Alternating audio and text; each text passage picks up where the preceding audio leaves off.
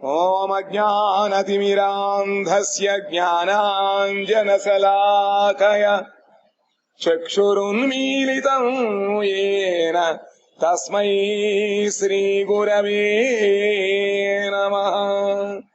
మూకం కరోతి వాచాలం హంగుం లంఘయతి గిరిం యత్కృపాతమహం వందే శ్రీగురుం దీనతారణం. ఆజానులంబిత భుజౌ కనకావదాతౌ సంకీర్తనైక పితరౌ కమలాయతాక్షౌ విశ్వంభరౌ ద్విజవరౌ యుగధర్మపాలౌ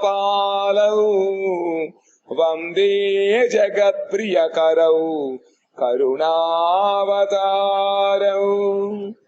వంశీ విభూషితకరాన్ నవనీరదాభాత్ పీతాంబరాదరుణ బింబ ఫలాధరోష్టాత్ పూర్ణేందు సుందర ముఖాత్ అరవింద నేత్రాత్ కృష్ణాత్ పరం కిమపి తత్వమహం న జానే. రాధే బృందావనాధీశే కరుణామృతవాహిని కృపయా నిజ పాదాబ్జ దాస్యం మహ్యం ప్రదీయతాం. బృందాయై తులసీదేవ్యై ప్రియాయై కేశవస్య చ కృష్ణ భక్తి ప్రదే దేవి సత్యవత్యై నమో నమః. నారాయణం నమస్కృత్య నరం చైవ నరోత్తమం దేవీం సరస్వతీం వ్యాసం తతో జయముదీరయేత్. శ్రీకృష్ణ చైతన్య ప్రభు నిత్యానంద శ్రీ అద్వైత గదాధర శ్రీవాసాది గౌర భక్త బృంద. హరే కృష్ణ కృష్ణ కృష్ణ హరే హరే హరే రామ రామ రామ హరే హరే. తమాదిదేవం కరుణానిదానం తమాలవర్ణం సుహితావతారం అపార సంసార సముద్ర సేతుం భజామహే భాగవత స్వరూపం. శ్రీమద్భాగవతం చతుర్థ స్కందములో 31వ అధ్యాయములో ప్రచేతసులు భగవంతుని ఈ విధముగా కోరుకుంటున్నారు.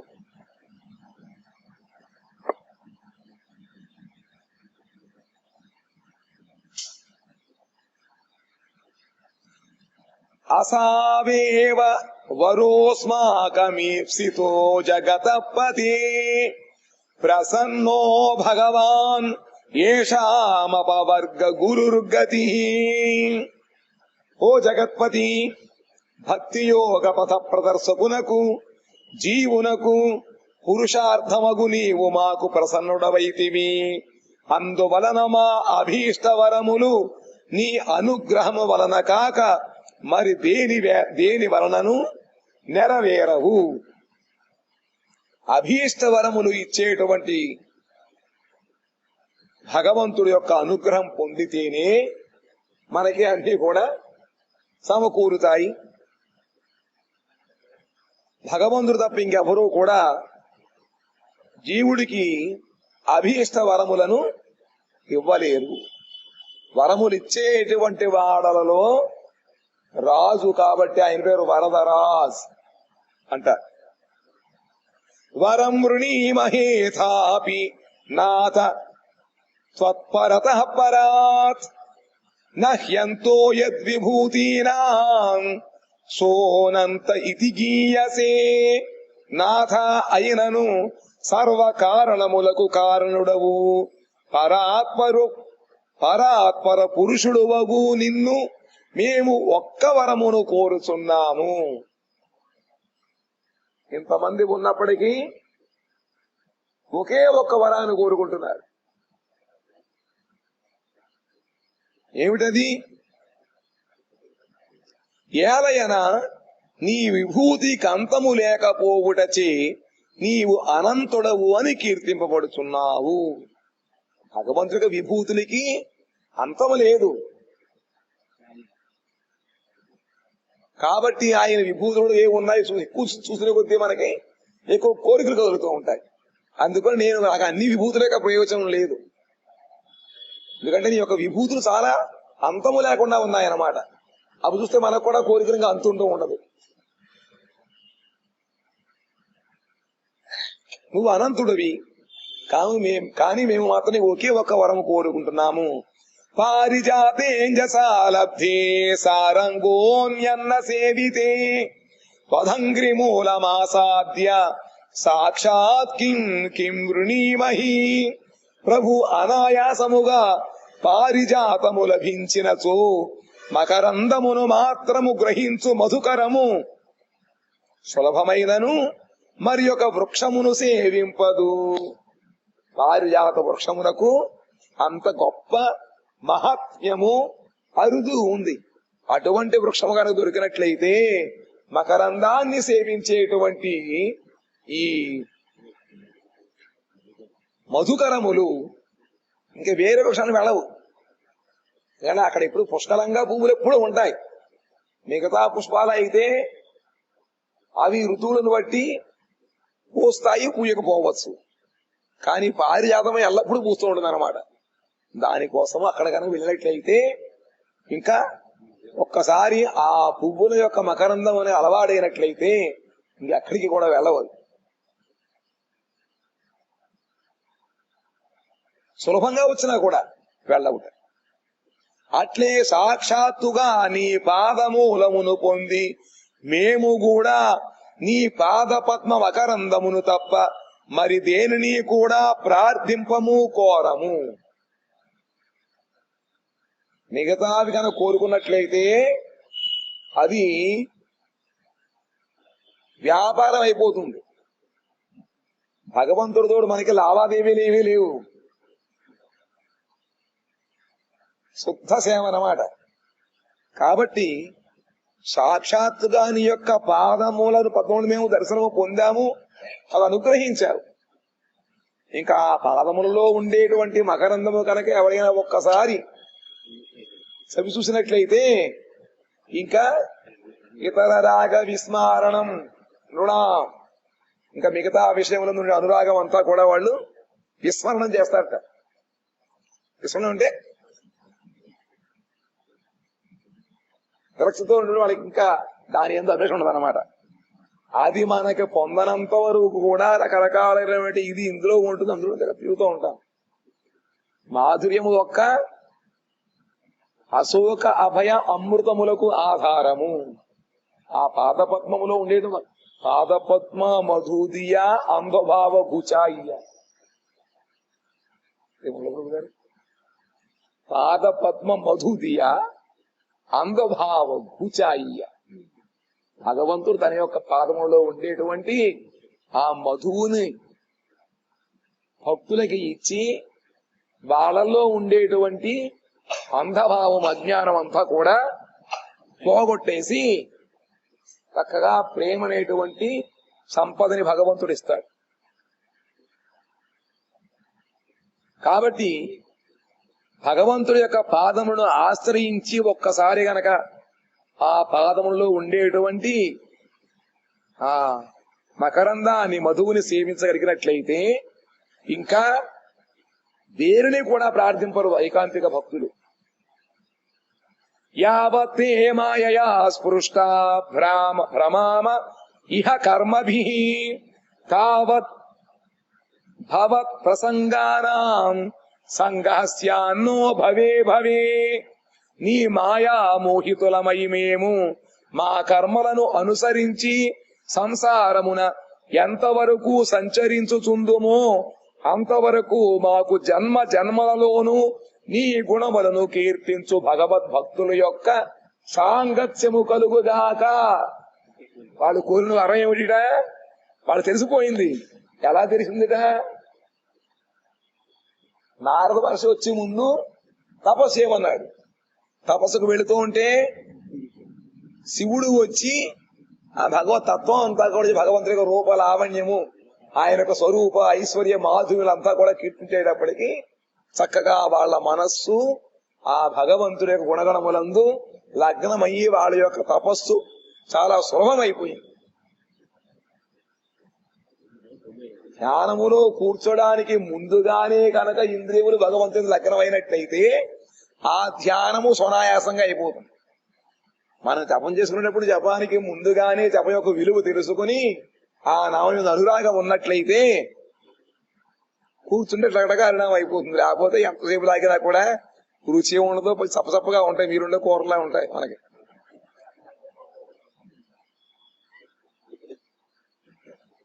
అందుకని ముందు కాస్త తయారవ్వాలన్నమాట. వీళ్ళకి ఆ విధముగా ఆ శివుడి యొక్క అనుగ్రహం వలన ఆ భగవంతుడి గుణకీర్తనములు ఎందుకు చక్కగా రుచి ఏర్పడింది అనమాట ముందుగానే. దాంతో వాళ్ళు ఆ 10,000 సంవత్సరములో కూడా ఎటువంటి కష్టము లేకుండా భగవద్ ధ్యానములో మనస్ఫూర్తిగా భగవద్ అనురాగంలో చేశారు. అందుకని చెప్పి మేమందరము కూడా, మేమేమిటి, సమస్త ప్రాణులు కూడా భగవంతుడి యొక్క మాయ చేత మోహితులయ్యి ప్రపంచములో తిరుగుతున్నాము. మాయాపాసం ఎప్పుడైతే మనం తల్లి గర్భంలోంచి కింద పడి కేరమన్నామో, అదే ఆ మావిలో ఉన్నంత వరకు పర్వాలేదు, మావిని తెలుసుకుని బయటకు వచ్చి పెద్ద మావిలో పడిపోయి దాంతో ఇంకా సొమ్మసిల్లిపోతాడు పడిన వెంటనే. అంతకు ముందు పూర్వము భగవంతుడికి ఎన్నో ఒట్లు పెట్టుకున్నాడు.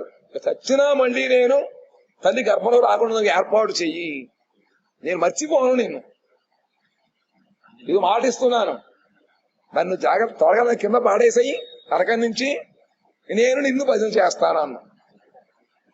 ఆయన మాత్రం ఆయన కార్యం నెరవేర్తించాడు. ఎటువంటి కష్టం లేకుండా మన భూమి పడదని రకాల చక్కగా అవయవాలని బాగానే ఉన్నాయి, సాఫీగా నిపుణులు జరిగిపోతున్నాయి. కానీ ఆయన్ని మాత్రం మళ్ళీ మనం జనము హొయ్యిలో పడి మాయా జాలి నా హొయ్యిలో జ్ఞానులవ. జన్మించినంత వెంటనే మాయ ఆక్రమించి నీ మాయ చేత మోహితునైపోయి గిరగచ్చబడితే ఎంత ఆనందమో, దాయిదాయి అంటారు ఎంత ఆనందం ఇస్తుంది, నవ్వుతూ కూర్చుంటాడు. దాంతో అయిపోయింది. ఆ విధముగా మాయ చేత మోహితులమైపోయి మా కర్మలను అనుసరించి సంసారమున ఎంతవరకు సంచరించుచుందుమో, మన కర్మను అనుసరించి జీవితం ఇక్కడ ఉండాలో, ఎక్కడ ఎంతకాలం ఉండాలో అంతా కూడా భగవంతుడు కోట పెట్టేశాడు. కాబట్టి ఎంత మీరు ప్రైమ్ మినిస్టర్ దగ్గరికి కూడా లెటర్స్ రాసుకోండి, ట్రాన్స్ఫర్ మాత్రం అవదు. ఇష్టం ఎంతో ఇష్టమే ఉంటున్నా కూడా ఇష్టం లేకపోతే ఇక్కడ విడిపోవాలి, హూస్టింగ్ వచ్చేస్తుంది, చెప్పలేం. ఆ విధముగా మన యొక్క కర్మను అనుసరించి మనము ఎక్కడెక్కడ ఎంతవరకు సంచరిస్తూ ఉంటామో అంతవరకు కూడా ప్రతి జన్మలోనూ నీ గుణములను కీర్తించు భగవద్భక్తుల యొక్క సాంగత్యం కావాలి. వాళ్ళు తపస్సు వచ్చే లాభం ఉంది అంటే వాళ్ళు కీర్తిస్తుంటే చక్కగా మరి చివరికి పడతాయి. వినపడినట్లయితే అందులో ఆ భగవత్ సాంగత్యం, భక్తుల యొక్క సాంగత్యములో భగవంతు గుణమును మనం శ్రవణము, స్మరణము, కీర్తనము చేస్తూ ఉండాలి. కాబట్టి వాడు కోరిక ఒకటి, యావత్తే మాయయా స్పృష్ట భ్రమామ ఇహ కర్మభిః తావత్ భవత్ ప్రసంగానాం సంగ స్యాన్నో భవే భవే. ఎల్లప్పుడూ అవుతూ ఉండుగాక అని చెప్పి ఇక్కడ భవే అనేటువంటి 2 సార్లు వాడారు. ఇంకొక చక్కటి శ్లోకము, ఈ శ్లోకము 3 సార్లు వచ్చింది భాగవతంలో. ప్రథమ స్కందంలో, ఏక స్కందంలో, చతుర్థ స్కందములో. తులయామలవే నాపి నా స్వర్గం నా పునర్భవం భగవత్ సంగి సంగస్య మధ్యానాం కిముతాశిష. భగవద్భక్తుల యొక్క సాంగత్యం గురించి చెబుతున్నారన్నమాట. భక్తులతోడి సాంగత్యము కొలది కాలమైనను అది జీవునకు అంతులేని శుభములను కలుగజేయును. తులయామ లవేనాపి, లవకాలములో అయిన సదాసత్యము కలిగినట్లయితే దాని యొక్క ఫలితం అమోఘంగా ఉంటుంది. కాబట్టి భగవద్భక్తుల యొక్క సాంగత్యం మనకి ఇంత అవసరము. అటువంటి సాంగత్యము కనుక కొలది కాలమైనను మనకు కలిగినట్లయితే అది జీవులకు అంతులేని శుభాలు కలిగిస్తుంది. దానితో స్వర్గము గాని చివరకు మోక్షము గాని సాటి రావు. మరణ ధర్మశీలురగు ప్రాకృత మానవుల రాజ్య భోగాది సుఖముల విషయము ఇక చెప్పునదేమి. ఇప్పుడు ప్రపంచములో ఉండేటువంటి రాజభోగాలు ఉంటూ ఉంటాయి, దాని గురించి ఇంకేం చెబుతాము. ఎందుకంటే నీ భగవద్భక్తుల యొక్క సాంగత్యం ముందు స్వర్గవాసము మోక్షము కూడా దిగదులిపి అంటుంటే సామాన్యుడు రాజ్యం అనేవి చెప్పలేము. ఇవాళ రాజ్యం రేపు ఉండొచ్చు ఉండకపోవచ్చు, చెప్పలేము కదా. కాబట్టి ఇంకా ప్రాపంచిక సుఖముల యొక్క మాట ఏం చెబుతాను. యత్రేడ్యంతే కదా మృష్టా తృష్ణాయా ప్రసమోయతః నిర్వైరం యత్ర భూతేషు నోద్వేగో యత్ర కశ్చన యత్ర నారాయణ సాక్షాత్ భగవాన్ న్యాసినాం గతిః ప్రస్తూయతే సత్కథాసు ముక్త సంగైః పునః పునః. భగవద్భక్తుల సమాజమున నీ విశుద్ధమగు కథ కీర్తింపబడుచుండును. భగవద్భక్తుల యొక్క ఇది సమాజము, దాన్ని గోష్ఠి అంటారన్నమాట. ఇందులో మనకి భగవత్ ప్రసంగములు తప్ప బాహ్య విషయం ఎక్కువగా మనం ఎప్పుడు కూడా ఆలోచించుకోము. అది గౌడీ మఠం యొక్క నియమం. కాబట్టి ఇక్కడ విశుద్ధమగు భగవత్ కథ కీర్తింపబడుతూ ఉంటుంది. పెట్టగలుగుతా ఉంది ఇక్కడ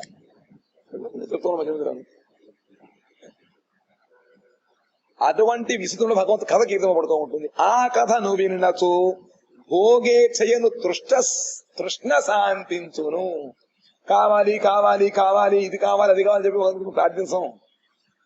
జాగ్రత్తగా మనం కూర్చునే కదా భగవత్ కథలు వినట్లయితే ఆ భగవత్ కథలు క్రమక్రమముగా మనలో భగవద్ వైముఖ్యతని పోగొట్టి ఇతర విషయములందు ఆసక్తిని క్రమక్రమముగా తగ్గిస్తూ భగవంతుడు తప్ప ఇంకేమీ కూడా మనకి రుచించకుండా చేస్తుంది అన్నమాట.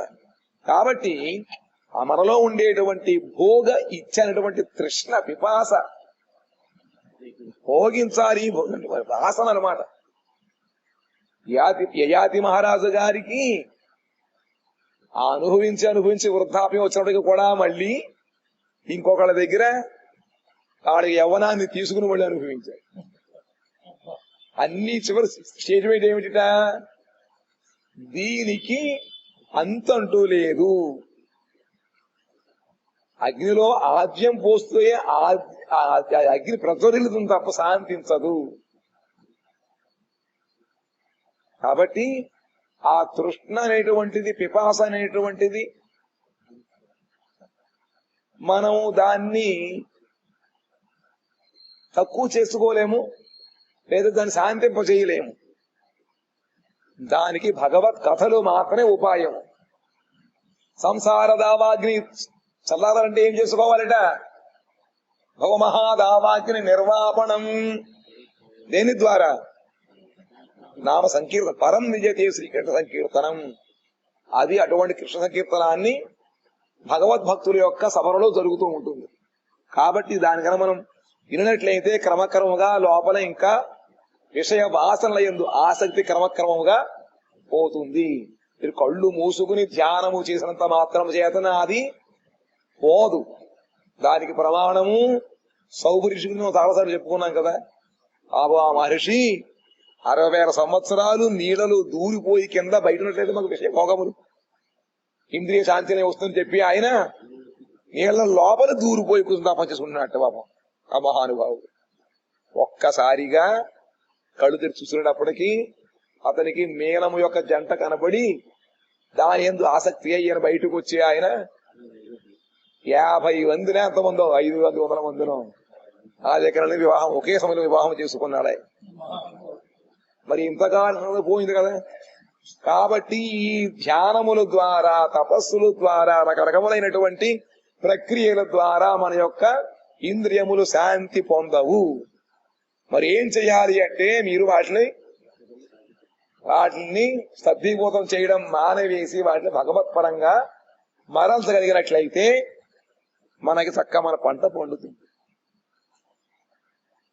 ఆ ప్రక్రియ మనకి భగవత్ కథలలో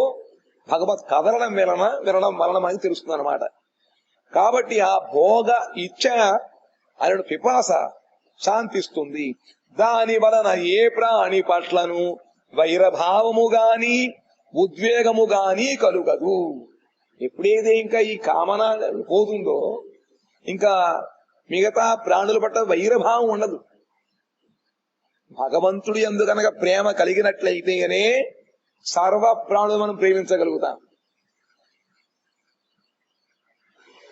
జీవుడి యందు దయ కలగాలంటే ముందు నీకు భగవంతుడి యందు భక్తి అనురాగం కలగాలి. అప్పుడు ఇవన్నీ అవుతాయి. ఇది లేకుండా అది పెట్టుకుంటే ఎలా ఉంటుంది? దయాదయలు కుక్కలు పెంచుకోవడం, ఎలకలు పెంచుకోవడం ఇలా అవుతుంది. ఏమవుతుంది చివరికి? దాని ధ్యాసతో మనిషి ప్రాణం కాస్త విడుస్తాడు. మళ్ళీ వాడు ఆ రుణం తీర్చుకోవడం కోసం మళ్ళీ వాడు కుక్కే పుట్టారు. చెప్పలేము ఎప్పుడు మనిషిని ఈ కర్మలు ఏ విధముగా చెప్పలేము అన్నమాట. అందుకని భగవద్ కథలు వినడం వలనే మనలో ఉండేటువంటి ఇవన్నీ కూడా శాంతిస్తాయి. అప్పుడు క్రమక్రమముగా మనలో ఉండేటువంటి ఈ సంసార బంధనమైన వాసన అది పోతుంది అనమాట. ఆ వాసన లేనప్పుడు మనం శరీరంలో ఉన్నా కూడా, సంసారంలో ఉన్నా కూడా ఇటువంటిది మనకి దాని వలన వచ్చేటువంటి అపాయమే ఉండదు అనమాట, అపకారం ఉండదు. అందుకని ముందు అక్కడి నుంచి కొంత సరి చేసుకుంటూ రావాలి. ఆ ప్రక్రియ అంతా భగవద్భక్తులే చెబుతారు, వాళ్ళ సంగతులను తెలుస్తుంది అనమాట. కాబట్టి ఆ విధంగా భగవత్ కథలు వినడం వలన భోగ ఇచ్చ అనే తృష్ణ శాంతిస్తుంది. దాని వలన ఏ ప్రాణి పట్ల కూడా మనకి వైరభావం ఉండదు. ముక్త సంగులు అనగా నిరపేక్షులగు సాధువులు ఆ స్థానమున సత్కథా ప్రసంగములచే సాక్షాత్తుగా నారాయణుని మాటి మాటికి కీర్తించుచుందురు. వాళ్ళెవరుడా? నిరపేక్షులు. వాళ్ళకి ప్రపంచములో ఏ వస్తువు యందు అనురాగము కాని మోహము కాని ఉండదు. దేని యందు కూడా వాళ్ళు దేనిని కూడా ఆశించరు. చాతక పక్షి అనేది ఒక పక్షి ఉంటుంది. ఆ పక్షి మేఘములో వచ్చే నీటిని తప్ప, వర్షపు నీటిని తప్ప మిగతా నీటి తాగదు.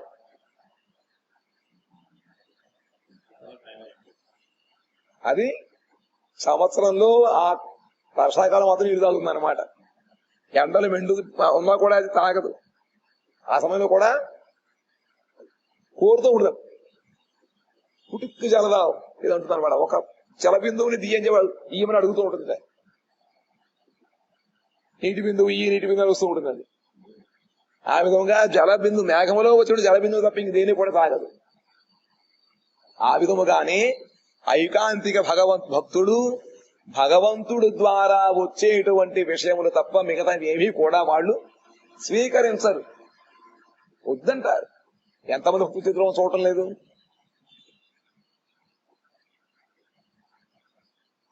ఆ విధంగా ఉంటాయన్నమాట.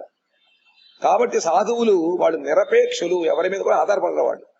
అటువంటి సాధువులు ఉండేటువంటి ఆ స్థానము ఎక్కడ సత్కథా ప్రసంగములు చేస్తూ ఉంటారో వాళ్ళు ప్రతి పదములో కూడా మాటి మాటికి భగవంతుడి యొక్క గుణగణములు, భగవత్ కీర్తి అవి వాళ్ళు చెబుతూ ఉంటారు, కీర్తిస్తూ ఉంటారు మాటి మాటికి. ఆయనే సర్వఫల త్యాగులకు ఏకైకమగు గతి అయి ఉన్నవాడు. అటువంటి భగవంతుడే సర్వులకు కూడా సర్వఫల త్యాగులకు, సర్వఫలములు మాకు వద్దు, ఏ ఫలము వద్దని ఆశిస్తూ ఉంటారో వాళ్ళకి ఏకైక ఒకే ఒక గతి, అగతిర్గతి. గతి లేని వాళ్ళకి భగవంతుడే, దిక్కు లేని వాడికి దేవుడే దిక్కు. తేషాం విచరతాం పద్భ్యాం తీర్థానాం పావనేక్షయా భీతస్య కిం నరోచేత తావకానాం సమాగమః. మధ్యలో రాకూడదు, మధ్యలో నుంచి కొంచెం కనిపించి వస్తూ ఉండాలి. సభ మధ్యలో ఎక్కడైనా సరే సభ మధ్యలో రాకూడదు. తేషాం విచరతాం పద్భ్యాం తీర్థానాం పావనేక్షయా భీతస్య కిం నరోచేత తావకానాం సమాగమః. దేవా ఎవరుంటున్నారు? ఎవరితోటి భగవంతుడు అంటున్నారు వాళ్ళు. ఓ భగవంతుడ దేవా, నీ భక్తులు తీర్థములను కూడా పవిత్రము చేయుటకై పాదములతో తిరుగుచుందురు. వాళ్ళు ఉన్న చోట భగవత్ కథలను కీర్తిస్తూ నిరంతరము భగవంతుడి గురించి వాళ్ళు ముచ్చంచుకుంటూ ఉంటారు. అంతేకాకుండా వాళ్ళు తిరుగుతూ తీర్థములను కూడా తీర్థీబోధం చేయడం కోసం వాళ్ళు వెళుతూ ఉంటారు. వాళ్ళకి అవసరం లేదు, అయినప్పుడు తీర్థీ కుర్వంతి తీర్థాని. నాడు పాపతులందరూ కూడా అందులో స్నానం చేస్తుంటే తీర్థంలో వెళుతూ ఉంటే అక్కడ అవన్నీ కూడా ఆ పాపముల చేత అవన్నీ మలినమైపోతాయి. కానీ మహాత్ములు కనుక వెళ్ళినట్లయితే అక్కడికి వాడు సంచరించినా ఆ తీర్థములో వాడు స్నానము చేసినా అవన్నీ మళ్ళీ అంతకు ముందు ఉండేటువంటి పవిత్ర శక్తిని వాళ్ళు పొందుతాయి అన్నమాట. అందుకనే తీర్థి కుర్వంతి తీర్థాని, తీర్థాలను కూడా వాళ్ళు తీర్థీబోధము, తీర్థములో ఉండేటువంటి పవిత్రత మళ్ళీ వాళ్ళకి ఆ నదులకి వాటిని కూడా చేకూరుస్తారన్నమాట. ఎందుకంటే వాళ్ళ యొక్క ఆగమనము కాని వాళ్ళ భగవత్ కథలు కాని అవన్నీ కూడా భగవత్ పరమై ఉంటాయి. అంతేకాకుండా వాళ్ళ హృదయంలో నిరంతరము భగవంతుడు నివసిస్తూ ఉంటాడు హాయిగా. అందుకని వాళ్ళు స్నానం చేస్తే భగవంతుడు స్నానం చేసినట్టే అన్నమాట. ఆ శక్తి వాళ్ళలో ఉంటుంది. అందుకని వాళ్ళ మాధ్యమంగా భగవంతుడు మళ్ళీ ఇవన్నీ తీర్థములను కూడా పవిత్రం చేయిస్తూ ఉంటాడు. కాబట్టి నీ భక్తులు తీర్థములను కూడా పవిత్రము చేయుటకై పాదములతో తిరుగుచుందురు. అందువలన సంసార భీతుడగు ఏ వ్యక్తి వారి సాంగత్యమున అభిరుచిని వెల్లడింపడు. కాబట్టి సంసారం అనేటువంటి దాని ద్వారా ఎవరైతే భయభ్రాంతుడై ఉన్నారో అటువంటి వాళ్ళు ఎందుకు ఇటువంటి మహాత్ముల సాంగత్యం వాళ్ళు పొందకుండా ఉంటారు? మహాత్మ్యం తెలుసు వాళ్ళకి, తెలిస్తే వాడు ఊరుకుంటారా? అందుకని చెప్పి మనం చెప్పే విషయం ఏమిట, మనమందరం కూడా సంసారం అంటే మనకు భయంగానే ఉంది కదా. హాయిగా ఉందా? హాయిగా ఉంటే గొడవలేదు. ఏదో లోపల మనకు ఉంది భయం. ఆ భయం పోగొట్టుకోవాలి అంటే చక్కగా భగవద్భక్తుల యొక్క సాంగత్యం చేయాలి. ఎందుకంటే నిరంతరము అందరి యొక్క భయమును పోగొట్టేటువంటి భగవంతుడి యొక్క కథలు భగవన్నామ సంకీర్ణం చేస్తూ ఉంటారు. అది కనుక మన హృదయంలో ప్రవేశించినట్లయితే మనలో ఉండేటువంటి భయం అంతా కూడా పోతుందన్నమాట. అందుకని చెప్పి వాడి యొక్క సాంగత్యమునందు మనకి అభిరుచి కలిగి ఉండాలి, ఇష్టము కలిగి ఉండాలి. మన కష్టం ఎప్పుడేమో చూస్తూ ఉంటాం. వయంతు సాక్షాత్ భగవన్ భవస్య ప్రియస్య సఖ్యు క్షణ సంగమేన సుదుశ్చికిత్సస్య భవస్య మృత్యోర్భిషక్తమం స్వాద్య గతిం గతాస్మః. దేవా, నీకు ప్రియతముడగు శంభువుతోటి క్షణకాల మాత్ర సాంగత్య ప్రభావముచే చికిత్స చేయుటకు అలవి కాని సంసారమునకు జరణ మరణ రుగమగు రోగములకు సద్వైద్య స్వరూపుడవగు నిన్ను నేడు మేము పరమాశయోమన పొందితిమి. దాని ప్రమాణం ఏమిట? మేము వెళుతూ అటువంటి సాధువు యొక్క సాంగత్యం మేము పొందాము. ఎంతసేపు కూడా క్షణకాలము. కాబట్టి నీ యొక్క ప్రీతముడైనటువంటి శంభువు యొక్క సాంగత్యం మేము పొందాము. ఎంతసేపు? క్షణకాలము. ఆ క్షణములోనే రుద్రగీత అయిపోయింది అనమాట. ఆ క్షణకాల మాత్ర అంతే సాంగత్య ప్రభావము చేతని చికిత్స చేయుటకు అలవి కాని సంసారము, భవరోగము, అంటారు. దేనితో కూడా పోదది. అది చికిత్స చేయుటకు వీలు కానిటువంటిది అనమాట. దేనితో కూడా పోదది. మామూలుగా ఏదైనా బాహ్య రోగములకు మందు ఉంది, కానీ మానసిక రోగానికి మందు ఉందా? భయం పట్టుకుంది వాడికి. చూస్తే భయం, దెయ్యం భయం, భూతం భయం, ఏదో వస్తువు కలిగిన భయం. అటువంటి ఏం చేయగలుగుతారు? వారి భయం అని చంపిస్తుంది. ఆ విధమైన సంసార రోగం మనలో ఉంది లోపల. దాన్ని ఎవరు కూడా చికిత్స చేయలేరు. కాబట్టి కానీ చికిత్స చేయడానికి కూడా చేతగాని సంసారము, అందులో జనన మరణ రూపములకు రోగం. పుట్టుక ఒక రోగం, చావడం ఒక రోగము. ఈ రెండు కూడా ప్రతి వాడికి కూడా ఉన్నవే. ఈ రోగాలు రెండు కూడా పోవాలి. ఆ రోగములు పోవాలి అంటే వైద్యుడు ఎవరుట? భగవంతుడే వైద్యుడు అనమాట. కాబట్టి సద్వైద్య స్వరూపుడు, చాలా మంచి నేర్పరి. అమ్మ హస్తవాసి చాలా మంచిది అయింది. ఎవరిది? ఆయన దగ్గర పెడితే అన్ని రోగాలు పోతాయి. రోగాలకు నిలబెట్టే స్వప్న శరీరాన్ని తీసేస్తాడు భగవంతుడు. రోగాలు ఇంకే ఉంటాయి. రోగం యొక్క మూలాన్ని తీసేస్తాడు ఆయన. కాబట్టి సద్వైద్య స్వరూపుడు నిన్ను నేడు మేము పరమాశ్రయ రూపం పొందితిమి. పరమ ఆశ్రయం ఆయన. గొప్ప ఆశ్రయం చేయడంలో వస్తువులలో పుత్రమే ఆశ్రయం అవడం. ఎక్కడికి పెడితే ఇంకేం అక్కర్లేదు అనమాట, అన్నీ ఉంటాయి. అటువంటి నిన్ను పొందాము మేము. పరమాశ్రయుడు నువ్వు, సద్వైద్యుడవు. యన్నః స్వధీతం గురువ ప్రసాదిత విప్రాశ్చ వృద్ధాశ్చ సదానువృత్యా ఆర్యానతః సుహృదో భ్రాతరస్య సర్వాణి భూతాన్యనసూయయైవ యన్న సుతప్తం తపయేతదీశ నిరంధసాం కాలమదభ్రమప్సు సర్వం తదేతత్పురుషస్య భూన్నో వృణీమహేతే పరితోషణాయ. దేవా, మేము చక్కగా వేదములను అధ్యయనము చేసితిమి. శుద్ధమగు భావముతో గురువులకు, విప్రులకు, వృద్ధులకు, పూజ్యులకు నమస్కరించితిమి. సుహృజ్జనులను, సోదరులను, ప్రాణులను హింసింపలేదు. సుహృజ్జనుడు నాకు మేలు కోరే వారిని, మా యొక్క సోదరులు, తర్వాత మిగతా ప్రాణులు ఎవరెవరూ హింసించలేదు. ఆహారాదులను పరిత్యజించి జలమున బహుకాలము నివసించి ఘోరమగు తపమును అనరించితిమి. ఏం చేశారు వాళ్ళు? ఆహారాన్ని వదిలిపెట్టేశారు. ఎన్ని సంవత్సరాలు? 10,000 సంవత్సరములు ఆహారము లేకుండా నీళ్ళల్లో మునిగి తపస్సు చేశారు వాళ్ళు. ఎవరికి ఎటువంటి హాని చేయకుండా ఘోరముగు తపస్సు చేశారు. అట్టి సదాచారములచే నీకు సంతోషము కలుగుగాక. కాబట్టి మేము చేరడు ఈ సాధన ద్వారా నీకు సంతృప్తి కలుగుగాక. వ్రతము చేస్తే అలా ఉండాలిట. ఆ వ్రత దేవతకు మన యందు కాస్త జాలి కలగాలి. అంటే లోపము లేకుండా మనం తినడానికి ఇష్టము కలగాలన్నమాట. ఆయన ప్రీతి కలగాలి. మేము చేసినటువంటి ఈ సదాచారం వల్ల సంతోషం కలిగింది కదా, అది చాలు.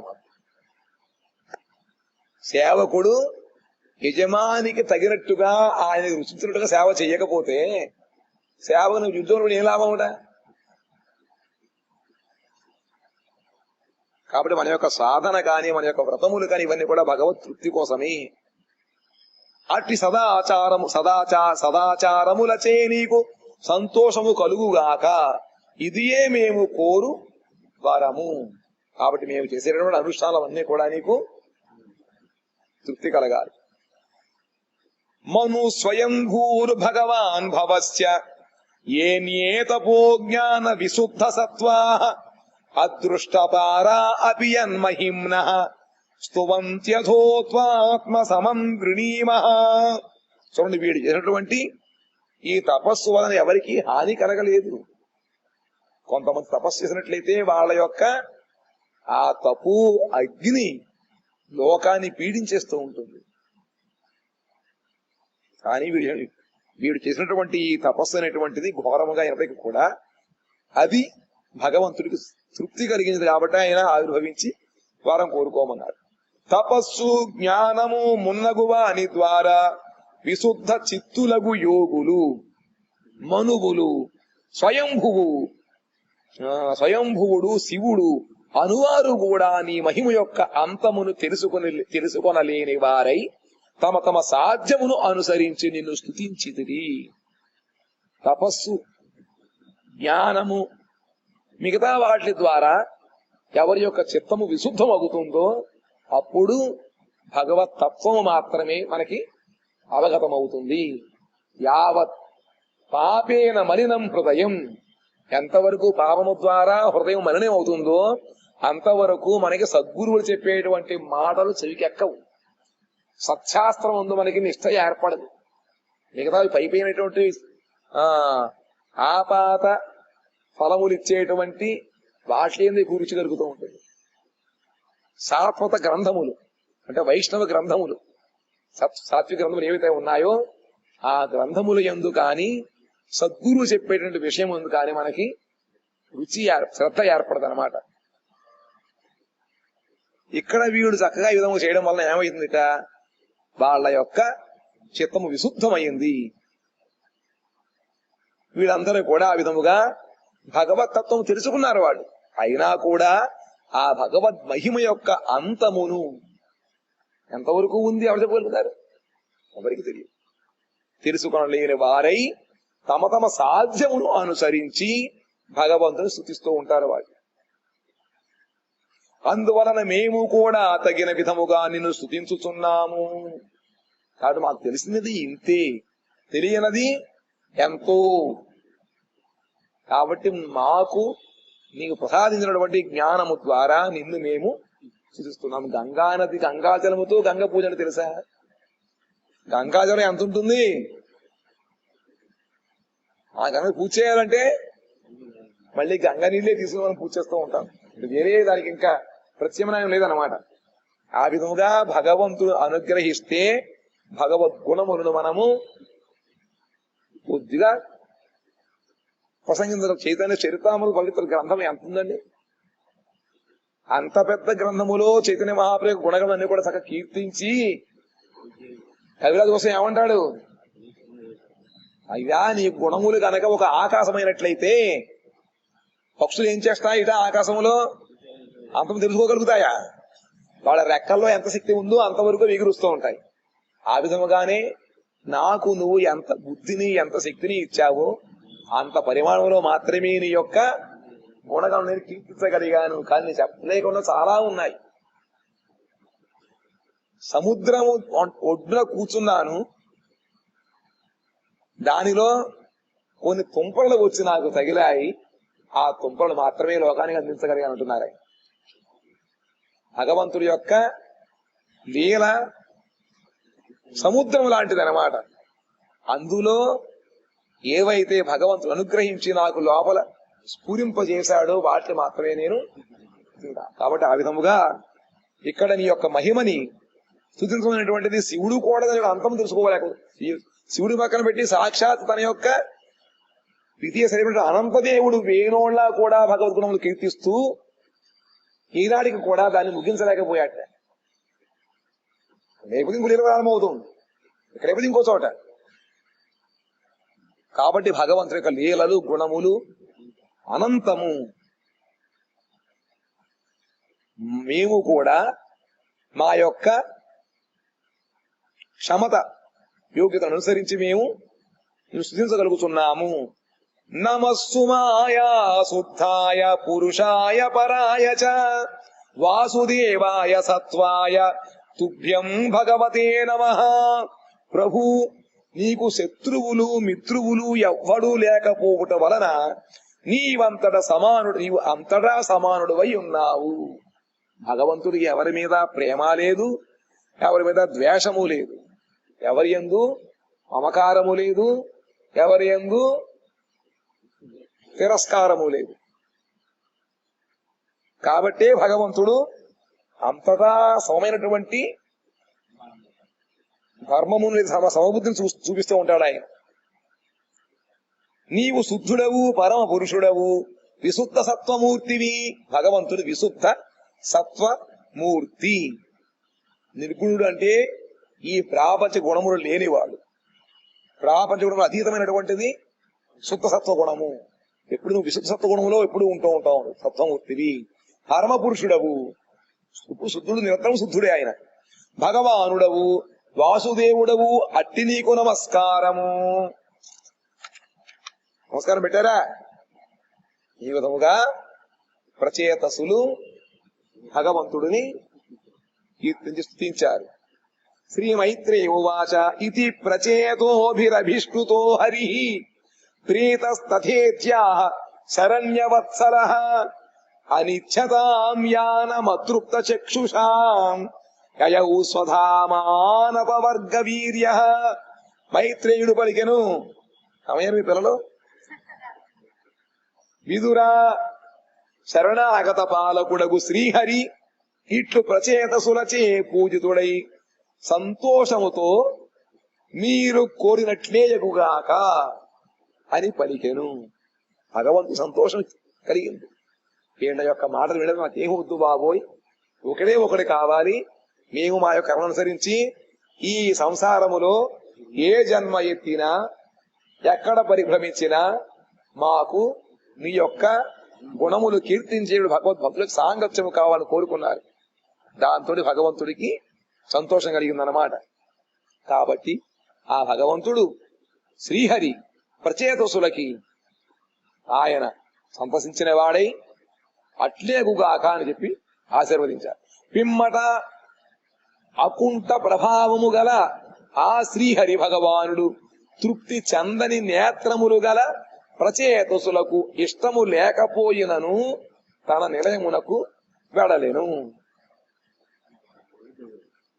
వాళ్ళందరూ కూడా ఆ భగవద్ దర్శనము చేత తృప్తి పొందలేదు, ఇంకా చూడాలనుకుంటున్నారు. కానీ ఎంత భగవంతుడు చూపిస్తాడు? వాళ్ళ కళ్ళు తృప్తి చెందలేదు, ఇంకా ఆ ప్రచేతులకు ఇష్టం లేదు భగవంతుడు వదిలిపెట్టడానికి. ఎవరికి ఇష్టం? మనకి తప్ప. మనకైతే కష్టంగా ఉంటుంది భగవంతుడి దగ్గర ఉంటే. కానీ వాళ్ళు భగవంతుని వదిలిపెట్టలేకపోతున్నారు. అయినప్పటికీ భగవంతుడు వాళ్ళకి ఇష్టం లేకపోయినా కూడా వాళ్ళని బుద్ధగించి బతిమారి సాగని ఒకరి నుంచి అక్కడి భగవంతుడు తన యొక్క నెలవుకు వెళ్ళిపోయాడు. అథ నిర్యాయ సలిలాత్ ప్రచేతస ఉదన్వతః వీక్షాకుప్యం ద్రుమైశ్చన్నాం గాం గాం రోద్ధు మివోద్ధృతై. పిమ్మడ ప్రచేతసులు సముద్ర జలము నుండి బయలువడలి చూడగా వృక్షములన్నీయు ఉన్నముతములై స్వర్గమును అడ్డగించుటకు సిద్ధముగా నుండెను. అంత పెద్ద వృక్షాలు ఏమన్నా అవన్నీ కూడా అన్ని వేల సంవత్సరాలు మరి వృక్షాలు పెరిగి ఉన్నాయన్నమాట.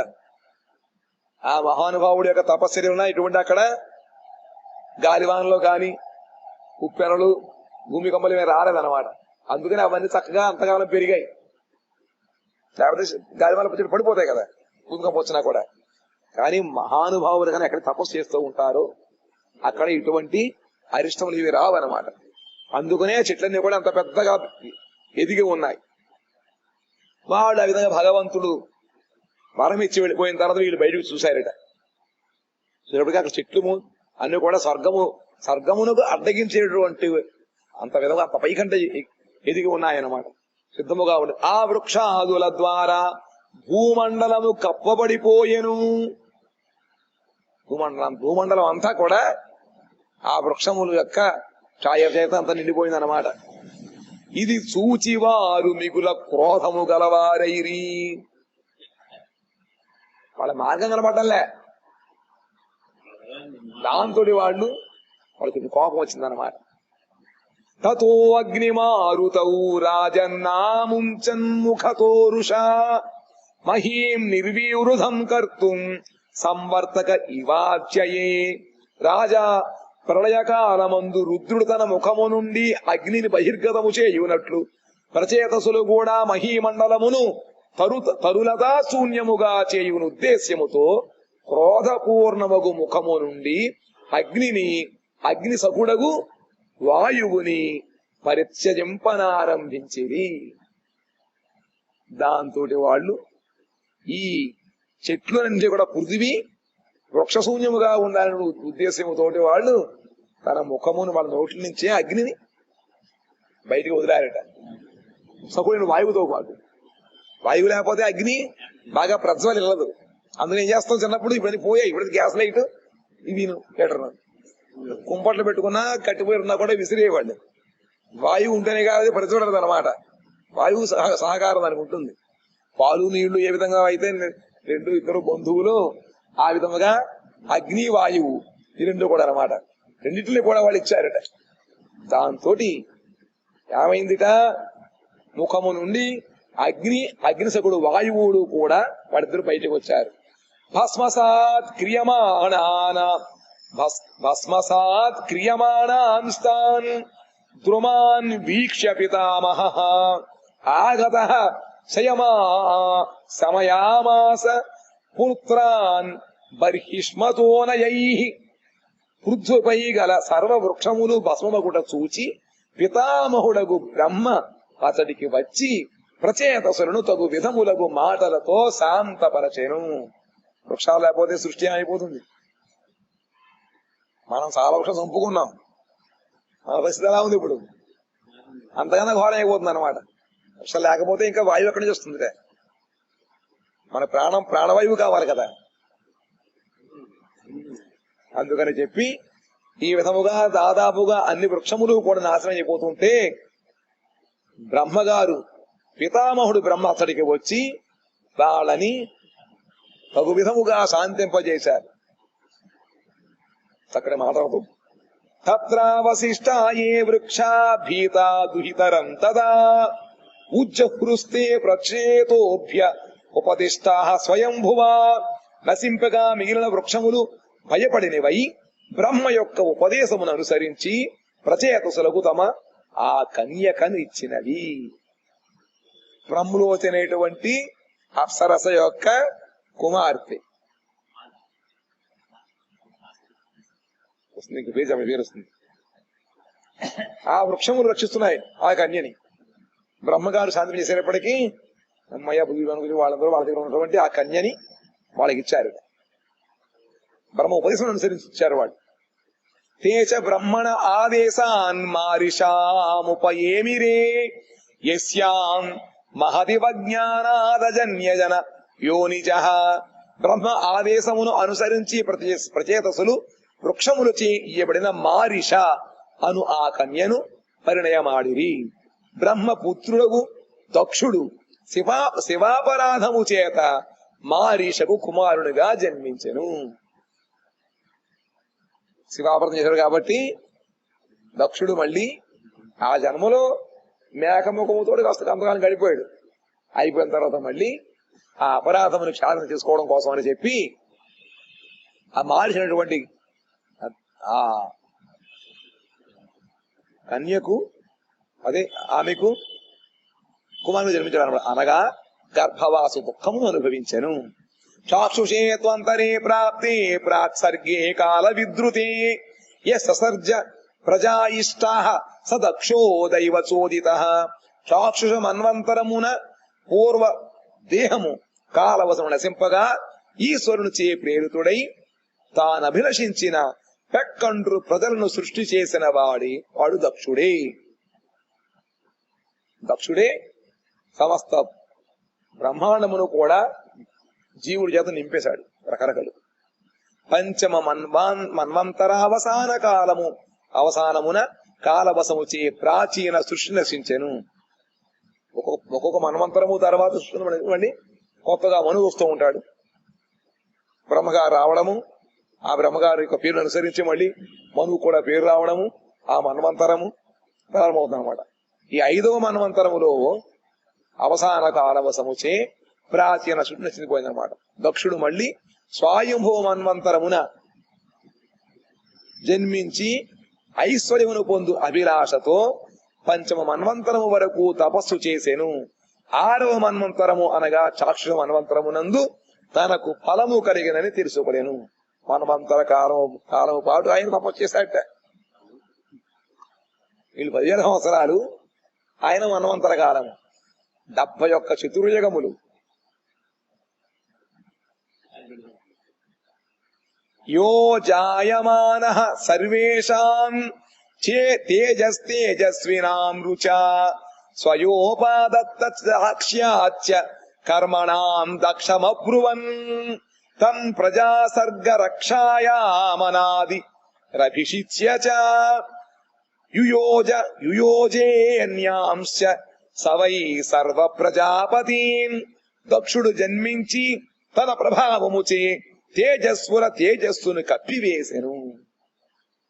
ఆ ప్రచేతసుల యొక్క కుమారుడు దక్షుడు ఏం చేశాట? ఆయన తన తేజస్సు ద్వారా తేజస్సుల యొక్క తేజస్సును కూడా కప్పివేశాట. ఆయన సర్వకర్మలలో మిగులు నిపుణుడయ్యను. అందువలన ఆయనను జనులు దక్షుడుని పిలువసాగిరి. అన్ని పనులు కూడా దక్షత ఆయనకు ఉందన్నమాట. అందుకని ఆయన పేరు దక్షుడు అయ్యాడు.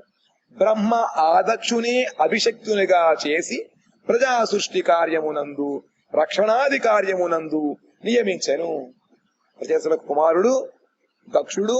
ఆయన బ్రహ్మగారి ద్వారా ప్రజా సృష్టి కార్యము చేయడం కోసం అని చెప్పి, ప్రజా రక్షణము కొరకు అని చెప్పి ఆయన అభిషక్తుడయి పనులు చేయడం ప్రారంభించాడు.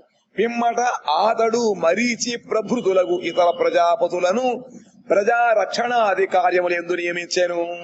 దాని తర్వాత భగవంతుడి ద్వారా ఆదేశం పొందిన వాడై ఆ దక్షుడు ఇంకా మరీచి ఉన్నగు వంటి ప్రజాపతులను ప్రజా రక్షణాది కార్యక్రమం యందు నియమించాడు. కాబట్టి మనువులు మన ధర్మాన్ని ఏ విధంగా ఉండాలో, మనం ఏ విధంగా రక్షింపబడతారో అవన్నీ ఏర్పాట్లు చేశారన్నమాట. వాళ్ళు నియమించారు. ఇది శ్రీమద్భాగవతే మహాపురాణే బ్రహ్మసూత్ర భాష్యే పారమహంస్యాం సంహితాయాం వైయాసిక్యాం చతుర్థ స్కందే ప్రచేతసాం చరితే 30వ ఈ విధముగా భాగవతము చతుర్థ స్కందములో 30వ అధ్యాయములో ఈ ప్రచేతసుల యొక్క చరితము వివరింపబడినది. దీని తర్వాత నారదుడు మళ్ళీ ప్రచేతసులకు ఉపదేశించడము. పాంచాకల్పతరుభ్యశ్చ కృపా సింధుభ్య ఏవ చ పతితానాం పావనేభ్యో వైష్ణవేభ్యో నమో నమః.